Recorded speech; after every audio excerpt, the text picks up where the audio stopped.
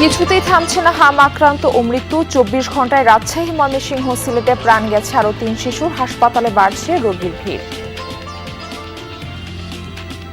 প্রথমে নিউমোনিয়া ছিল, তারপর 30 তারিখ থেকে হাম বের হয়েছে। রক্তে ইনফেকশন, বুকে ইনফেকশন, ডবল নিউমোনিয়া। এখন জ্বরটা একটু কমেছে, একটু মুখের ঘা, শরীরের ঘাম। হাওড় অঞ্চলে কাঙ্ক্ষিত রোদ, ধান শুকাতে ব্যস্ত চাষিরা। কৃষি বিভাগের হিসাবে হবিগঞ্জে নষ্ট হয়েছে 350 কোটি টাকার ফসল। নষ্ট হয়েছে সেটা প্রায় ৯,৭৭৪ একর জমির মতো, সেটা হিসাবে আসে প্রায় 209 কোটি 16 লক্ষ টাকা। কর্তনকৃত ধান পচে নষ্ট হয়েছে, সেটা আসে প্রায় 134 কোটি টাকা। চুয়াডাঙ্গায় সড়ক উন্নয়ন কাজে অনিয়মের অভিযোগ। সংস্কারের কদিনের মধ্যেই দেবে গেছে বিভিন্ন স্থানে, এলাকাবাসী ক্ষোভ। খোয়া 70% আর বালি 30%, কিন্তু সেইখানে মনে হয় 50-50ও দেয় নাই। খানা গর্ত ছিল, সেগুলা বরাদ করার পরবর্তীতে আপনারা পাকা কাজ করবে, কিন্তু সেগুলো না করা ওর উপর দিয়ে চালাই গেছে।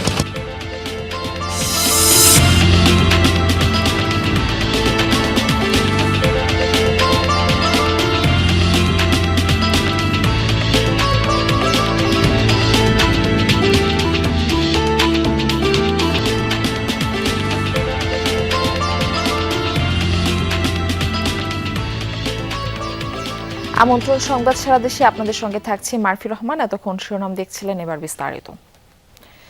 দেশে হাম ও রোগটির উপসর্গে মৃত্যু থামছেই না। 24 ঘন্টায় রাজশাহী, ময়মনসিংহ ও সিলেটে প্রাণ গেছে আরো 3 শিশুর। বিভিন্ন হাসপাতালে বেড়েছে নতুন রোগীর ভিড়। ময়মনসিংহ মেডিকেলে 24 ঘন্টায় ভর্তি হয়েছেন 17 জন। রাজশাহী মেডিকেলে নতুন রোগী ভর্তি 13 জন। এছাড়া রংপুর, চট্টগ্রাম ও খুলনা বিভাগের বিভিন্ন হাসপাতালেও হাম ও উপসর্গ নিয়ে নতুন করে অনেক রোগী ভর্তি হয়েছেন। কোথাও কোথাও আইসোলেশন ওয়ার্ডে শয্যা সংকটে বারান্দায় রেখেও চিকিৎসা দেওয়া হচ্ছে। এতে বাড়ছে সংক্রমণ ঝুঁকি। হাম ও উপসর্গ নিয়ে মৃত্যু না থামায় উদ্বেগ বাড়ছে অভিভাবকদের মাঝে। শিশুদের স্বাস্থ্য সুরক্ষায় সতর্ক থাকার পরামর্শ দিচ্ছেন চিকিৎসকরা। প্রথমে নিউমোনিয়া ছিল, তারপর 30 তারিখ থেকে হাম বের হয়েছে। তারপরে 2 দিন থাকার পর অবস্থা খারাপ দেখে রাজশাহীতে রেফার করেছে। রক্তে ইনফেকশন, বুকে ইনফেকশন, ডবল নিউমোনিয়া।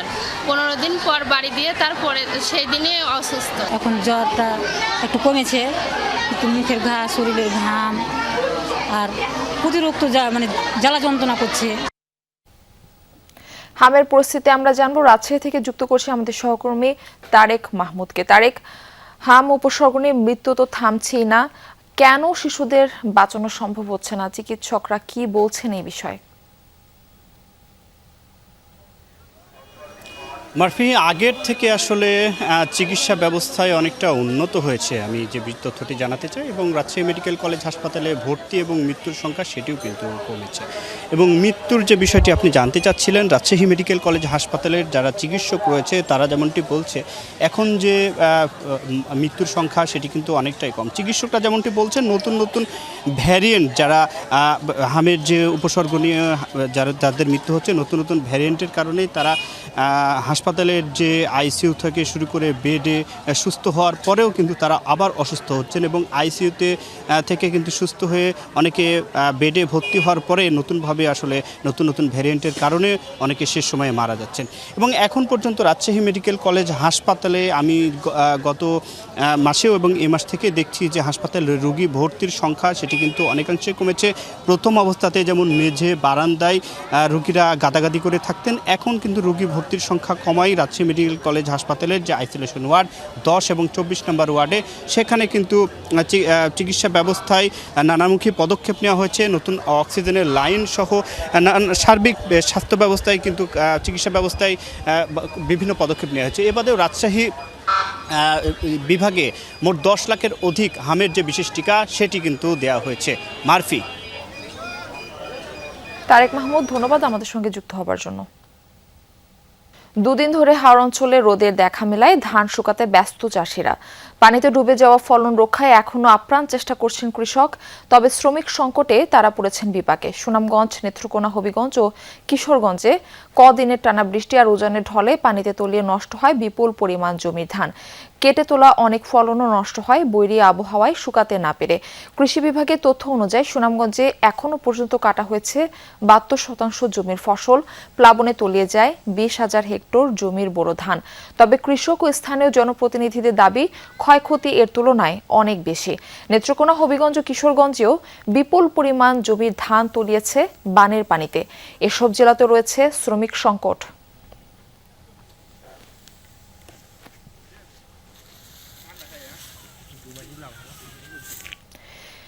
বিপুল পরিমাণ জমির ধান তলিয়েছে বানের পানিতে, এসব জেলাতে রয়েছে শ্রমিক সংকট। এই বিষয়ে বিস্তারিত জানাতে আমাদের সঙ্গে সুনামগঞ্জ থেকে যুক্ত হচ্ছেন সহকর্মী সোহানুর রহমান। সোহান, হাওর অঞ্চলের সার্বিক পরিস্থিতি সম্পর্কে আমাদের জানাবেন, আর ক্ষতিগ্রস্ত চাষিদের তালিকা নিয়ে প্রশাসন কি বলছে?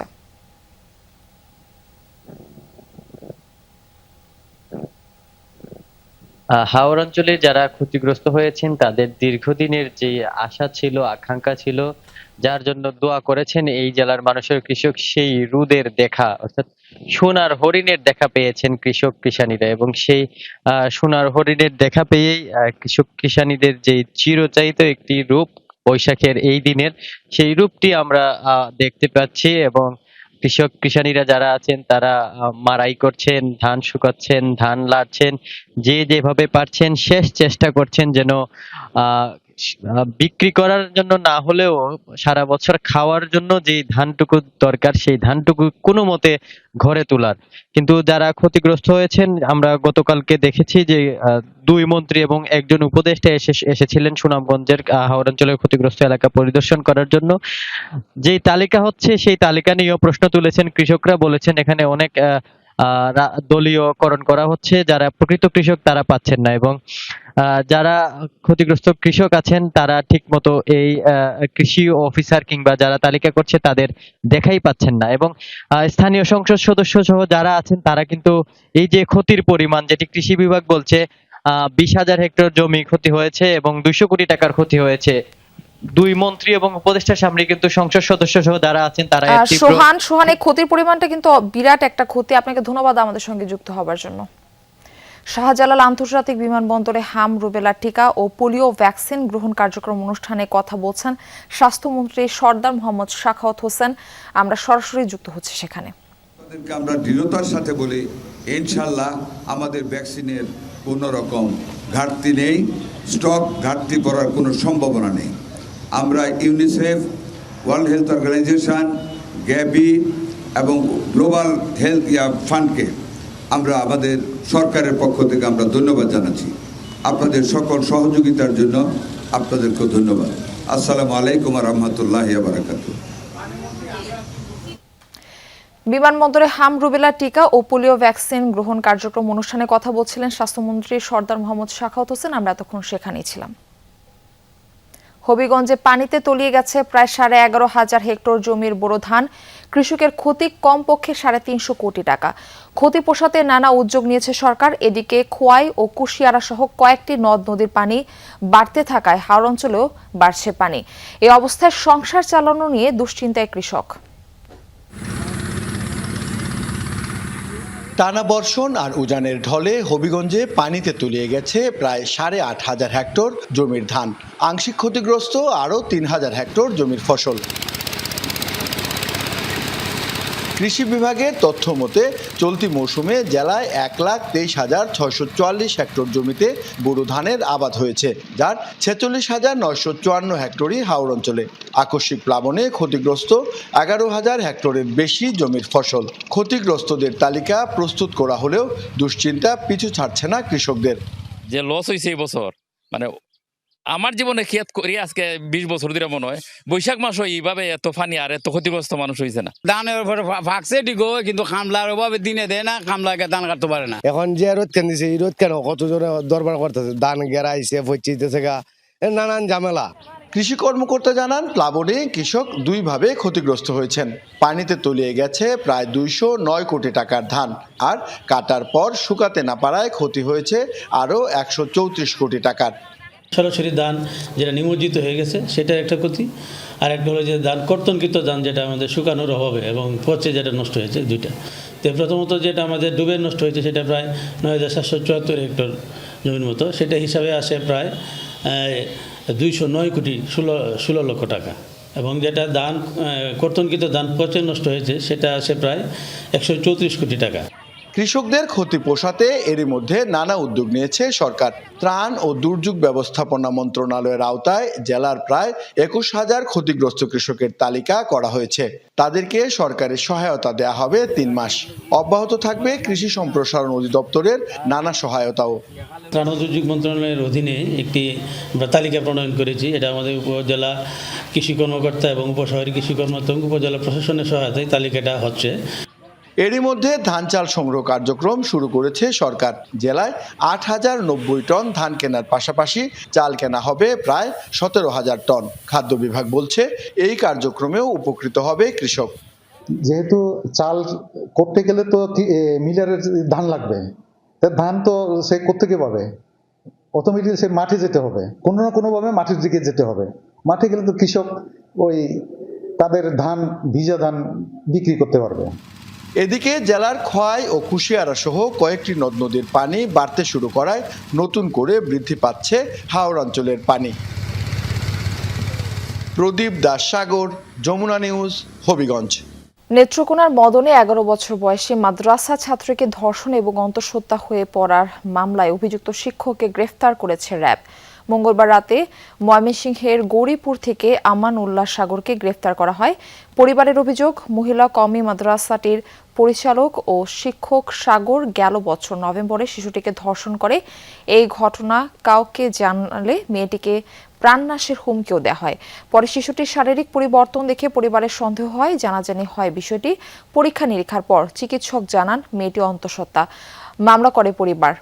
পলাতক থাকা অবস্থায় ফেসবুক লাইভে অভিযুক্ত শিক্ষক নিজেকে নির্দোষ দাবি করেন। ডিএনএ পরীক্ষারও দাবি জানান তিনি। শিশুটি নানা বাড়িতে থেকে মাদ্রাসা লেখাপড়া করত।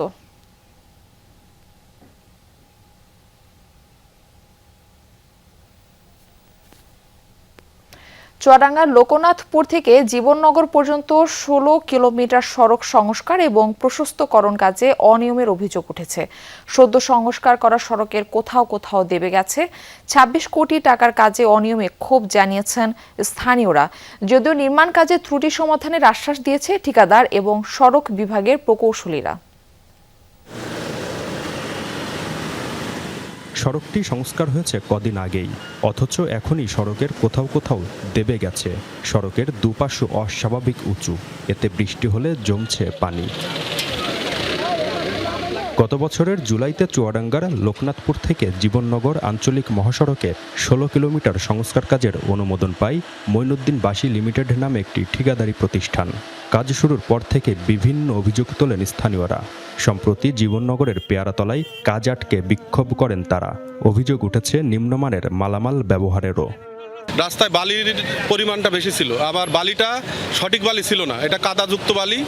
আর খোয়া 70% আর বালি 30%, কিন্তু সেইখানে মনে হয় 50-50ও দেয় নাই। খানা গর্ত ছিল, সেগুলা ভরাট করার পরবর্তীতে আপনারা পাকা কাজ করবে, কিন্তু সেগুলো না করা ওর উপর দিয়ে চালাই গেছে।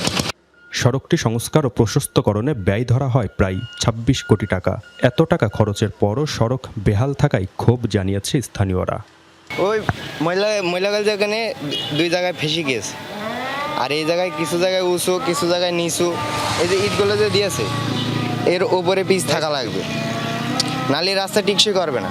রাস্তা কাজ চলমানকালে সরকারের কোনো লোকজন এই রাস্তা আমরা দেখিনি। এটা যে ইটগুলো আছে, এই ইটে তো পানির রাস্তার মধ্যে আটকে থাকবে, 1 থেকে 10 দিনের মধ্যে রাস্তা শেষ হয়ে যাবে।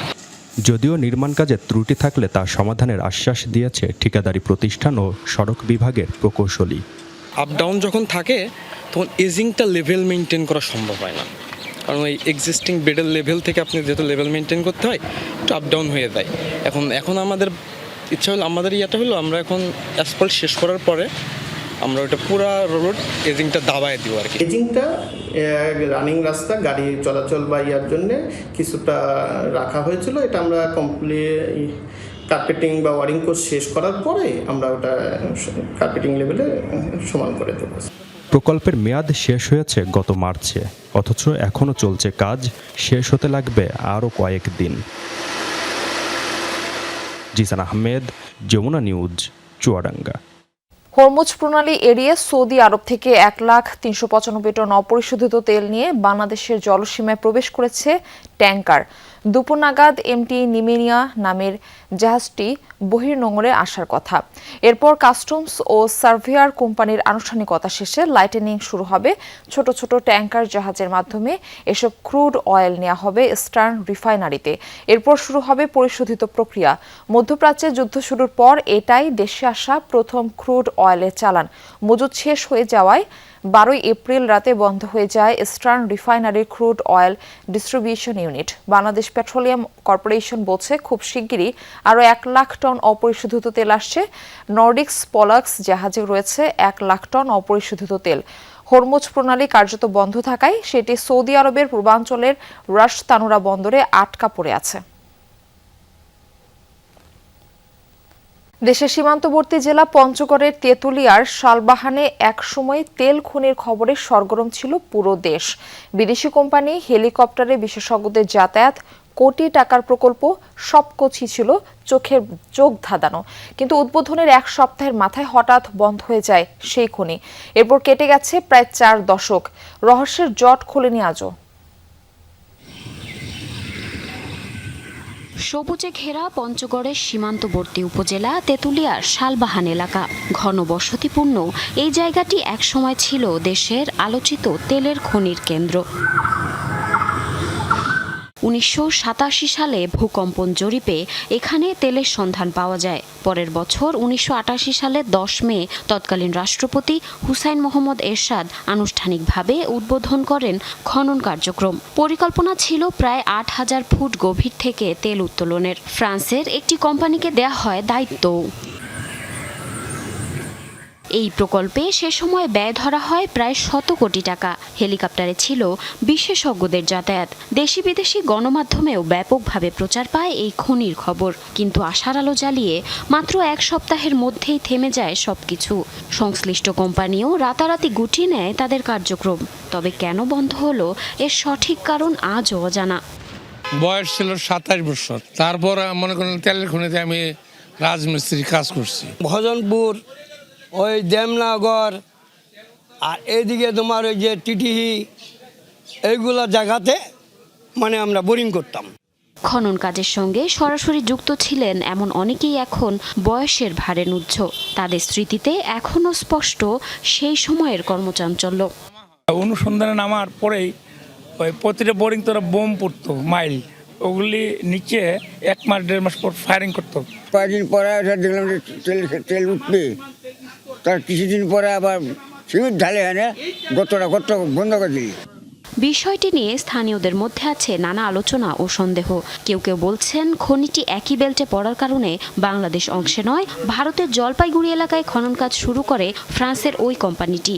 ফলে ইতিহাসের সাক্ষী হয়ে এখনও রয়ে গেছে সিমেন্ট দিয়ে ঢেকে দেয়া সেই তেলকূপের মুখ। 5 কিলোমিটার ওপারেই, সীমান্তের ওপারেই ভারত তার এই তেল তুলতেছে, যেহেতু ভূগর্ভস্থ মাটির স্তর 1। কি হলো কি নাই বছর 2 থাকি ওরাই বন্ধ করে দিয়ে চলে গেল। এখন ওই সম্পর্কে তার ভিতরে তো আর আমরা ঢুকি নাই, ভিতরের রেজাল্টটা তো আর আমরা বলতে পারি না। কিন্তু তেল যে আছে এখানে এটা শিওর। এদিকে খনিটি পুনরায় চালুর দাবিতে মানববন্ধন সহ বিভিন্ন কর্মসূচি পালন করেছে স্থানীয়রা। এই খনি পুনরায় চালু করা গেলে দেশের জ্বালানি খাতে বড় ধরনের অবদান রাখতে পারে বলে মনে করছে সচেতন মহল। আমাদের যে কয়েকটি তেল গ্যাস কূপ আছে বাংলাদেশের মধ্যে, তার মধ্যে শালবাহান, আমাদের তেঁতুলিয়া উপজেলার শালবাহানের যে তেল খনিটি, এটি অত্যন্ত একটি সম্ভাবনাময় তেলের খনি হতে পারত। তবে উপজেলা প্রশাসন বলছে বিষয়টি গুরুত্ব সহকারে বিবেচনা করা হচ্ছে। সম্ভাব্যতা যাচাইয়ের জন্য সংশ্লিষ্ট মন্ত্রণালয়ে চিঠি পাঠানো হবে বলেও আশ্বাস দেন তিনি। কিছুদিন আগে ঢাকা থেকে একটা পরিদর্শক টিম এসে অলরেডি এটা পরিদর্শন করে গেছে। আর আমার উপজেলা প্রশাসনের পক্ষ থেকে আমরা একটা চিঠি লিখছি যে বিষয়ে যে এখানে পুনরায় তেল খনি তেল উত্তোলন চালু করা যায় কিনা। দীর্ঘ ৩৭ বছর ধরে রহস্যে ঘেরা শালবাহান তেলের খনি। স্থানীয়দের প্রত্যাশা শুধু রহস্য উন্মোচন নয়, পুনরায় চালু হোক এই খনি। চারিন অর্নি, যমুনা নিউজ। এই ছিল সংবাদ সারা দেশের এখনকার আয়োজনে। এতক্ষণ সাথে থাকার জন্য সবাইকে ধন্যবাদ।